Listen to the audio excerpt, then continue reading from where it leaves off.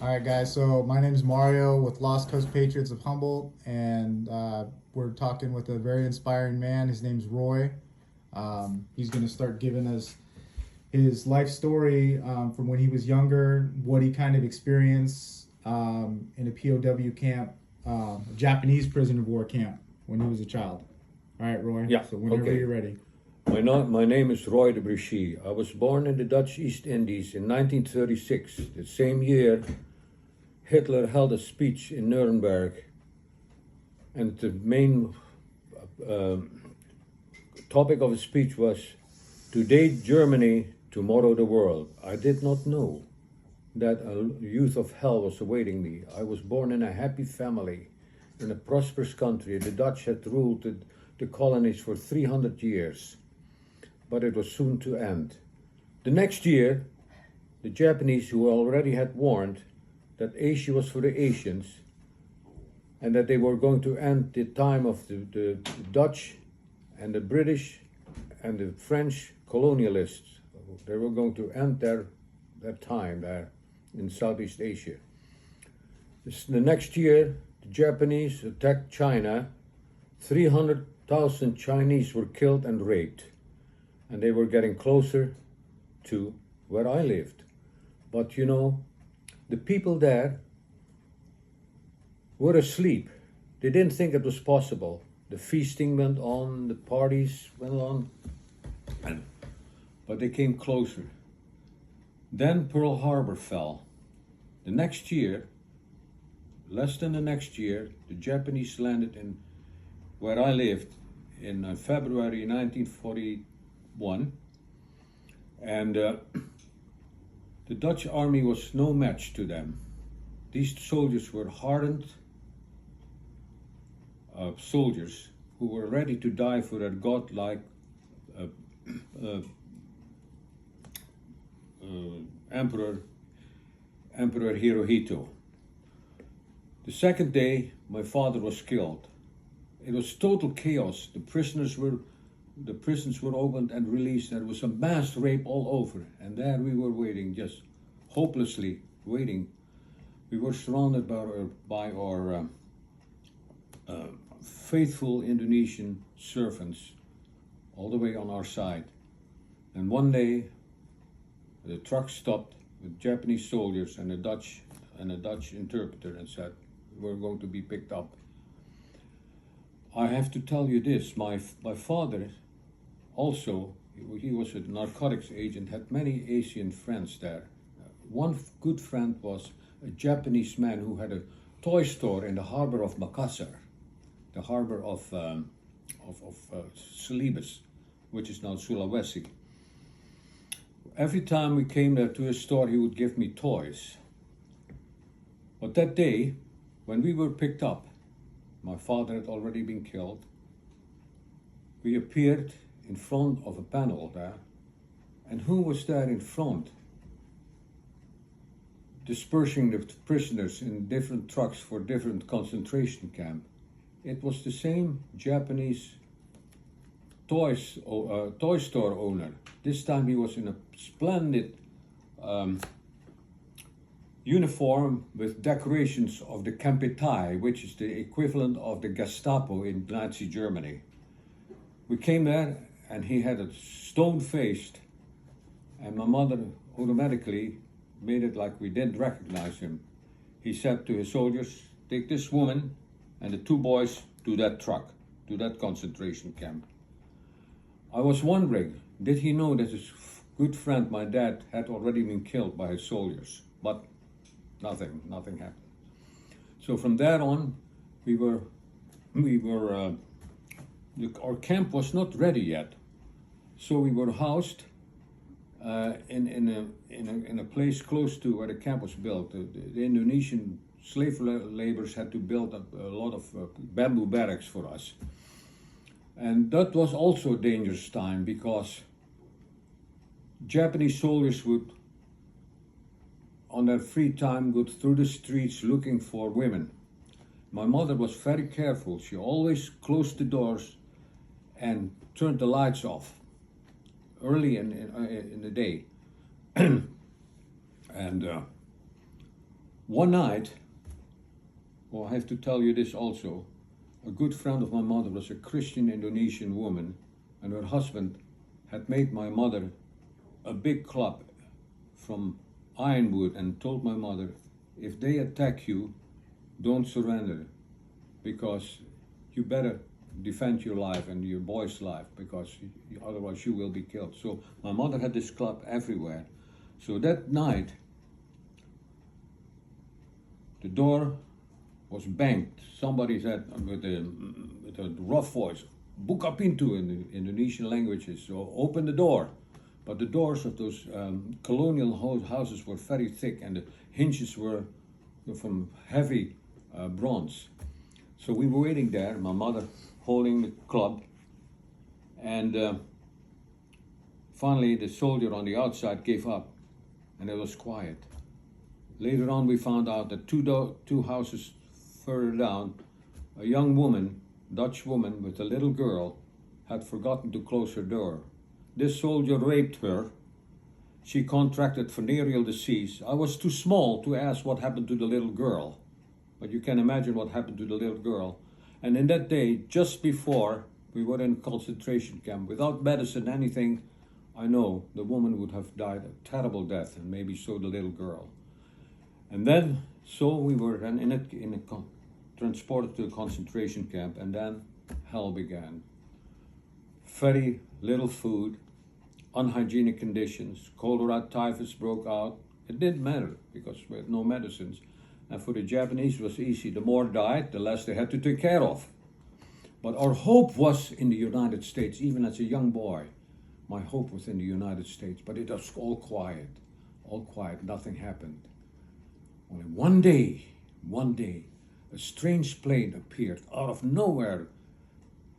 A giant plane, it was called the Lockheed Lightning, the P-38. It had two fuselages, and in the cockpit it had four 50 caliber machine guns and a 20 millimeter cannon. It flew 400 miles per hour. It was not as nimble as a Japanese Zero, but once it was on top of the Japanese pilot, the man was lost. With that enormous firepower, he was lost.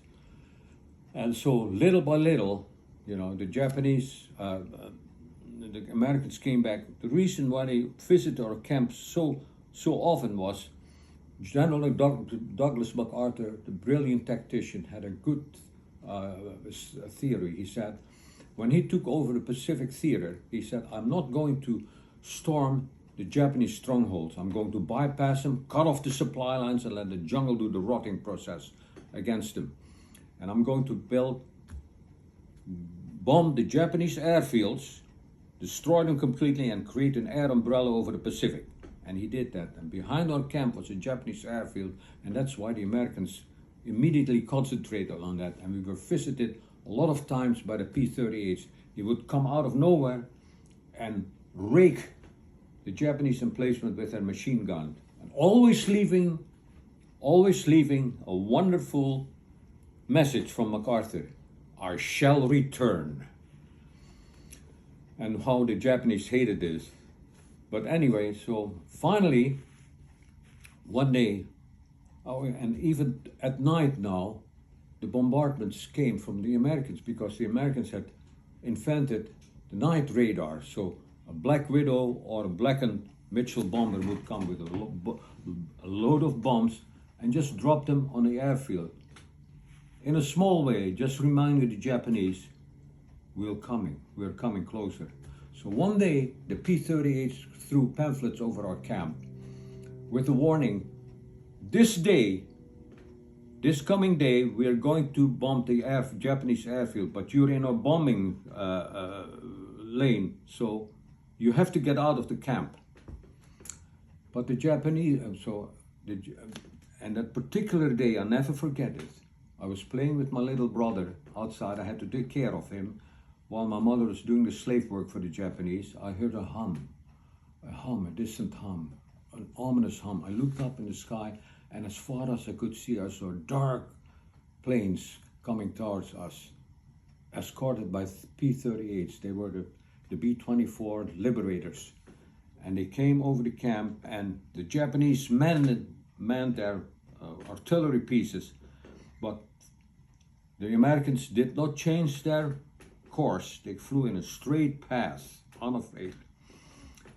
And when they came over the camp and outside of the camp, for the first time I saw how terrible their firepower was. All the bombardiers pushed the buttons at the same time, and all the bombs fell down, and then that was what they call now carpet bombing.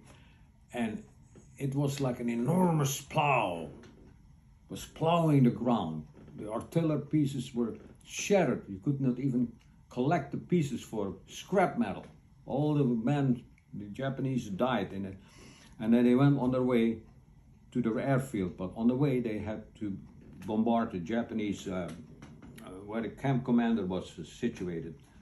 And we were lucky. On our side, where we were, by the bamboo barracks, the Japanese used just incendiary bombs. And my mother and my brother were going to my mother came out of nowhere, dragged us in the open bomb shelter and waited there. And no sooner the whole camp was in flames. It created an enormous windstorm from the fire. But then my mother said, "Let's get out of here. If one of the bombs fall in our bomb shelter, we will burn alive, because what came out of the incendiary bomb were flocks of, looked like bandage, burning fiercely. It even burned on water. I think it was a forerunner of napalm. So we left it and we crossed the field, and there were no more Japanese guards. Either they had died or they had fled. So we went outside of the camp, and from there we watched the carnage, total carnage. When the Americans were through, our camp looked like a picture of Iwo Jima after the Americans took Iwo Jima. And the Japanese camp commander warned, he said, "If the Americans land, we'll kill all of you." But by that time, the prisoners were so hardened that they would not have surrendered peacefully. They would have attacked the Japanese with their bare hands before they died. But then news came to the Japanese camp commander that 2 bombs of great magnitude had fallen on Hiroshima and Nagasaki, and he knew, and he heard that more than 50,000, 100,000 Japanese had died. Nobody could believe that there was a bomb that could do such a devastation. But then he knew that the party was over. There was no more beating and no more torturing, until one day the Americans came and said, "We're going to drop food for you." And the Red Cross came, and the planes came over our camp, and we were housed. I have to tell you this: we were housed in an Indonesian village. The Japanese had put the people there out of their village and put us in the camp. But then really, because of the severe unhygienic conditions, cholera and typhus broke out. Many people died, and dysentery also reigned there. And but then after that came the food droppings. And after the food droppings, the Americans landed and opened the camp, took care of the wounded and the sick, and captured the Japanese who committed atrocities with enough people who could point out that they committed atrocities were hanged. But the normal Japanese soldier stood with us in the food lines and received food in American tin cans. And after that, the Americans sent them home to their families. They were just the Japanese fighting men. And so is America. And when they freed me, the soldiers just tousled my hair, gave me Lucky Strike cigarettes, matches, and Wrigley chewing gum, and said, "Good luck, boy." And they went home, and we were free. No strings attached. It showed America has never fought a war for territorial gain. It always fought wars to free people. And that's why America, to me, from that moment on, and before that, was the greatest country in the world. And I couldn't wait until I was an adult to immigrate to the United States. And when I immigrated to the United States, it were the best years of my life, even till now.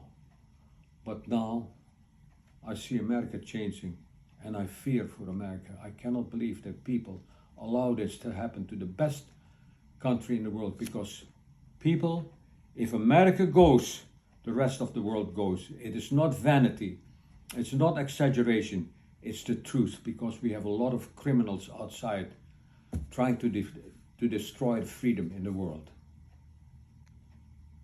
Right? So, do you think America is one of the last free bastions left? America is the very last bastion of freedom. And with all this going on, the coronavirus is terrible. It is real. But with everything going on, the lockdowns, the taking away of people's civil liberties and rights, jobs being lost, businesses being closed, large businesses being able to stay open. You've been through some real stuff. You've seen some real things. Where does the coronavirus rank among the things that you've lived through, amongst the things that you have seen?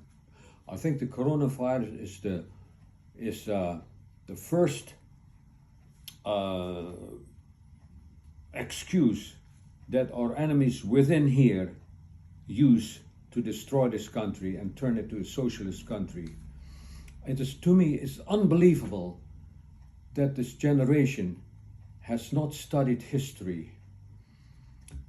Because if you study the history of Russia, how it began, they were free.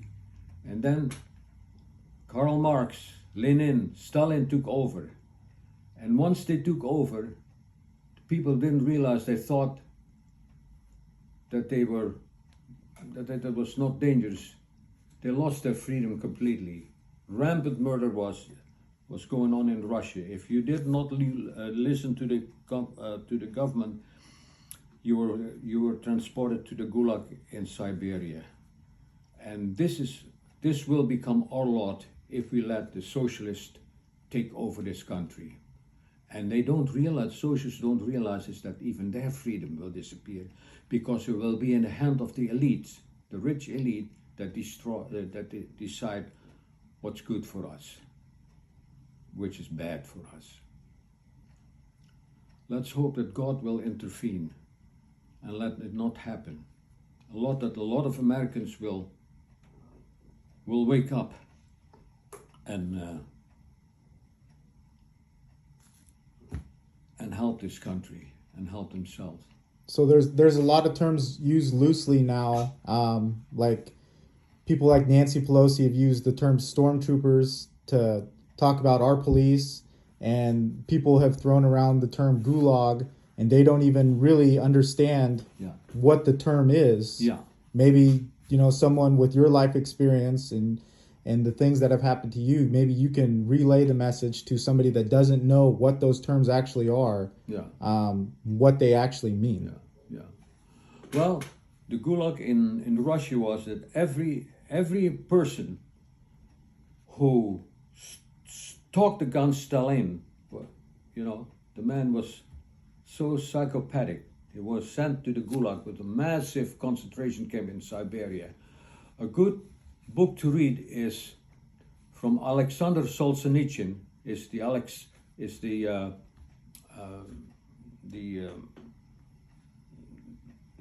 Gulag. Alexander Solzhenitsyn was a brave artillery commander and an ardent communist, but he had something against Stalin, and he mentioned it, and he was betrayed by his friends and completely relieved from his job and put in the Gulag. He wrote the book, what is the first name for the Gulag? Anyway, it's a famous book, and he lives in the United States and keeps warning I think he's dead now, but he kept warning America what her lot will be if they followed socialism. But some people either do it deliberately with a great